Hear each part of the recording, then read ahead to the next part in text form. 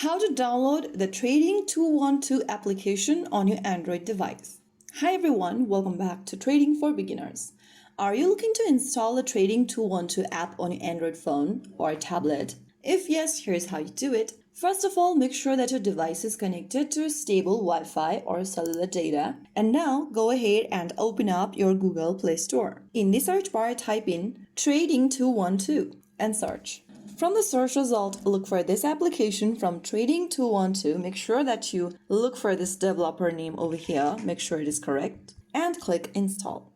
Now, wait for a couple of minutes and the application will be downloaded and installed and ready to open up. Once the app is installed, tap on Open and there you have successfully downloaded the Trading 212 application on your Android device. Now you can go ahead and start opening a new account or log into your existing account and get ready to explore investing, practice trading, or manage your portfolio right from your Android device. If you found the video helpful, don't forget to like, share, and subscribe to our channel. I will see you again in the next video. Thank you for watching.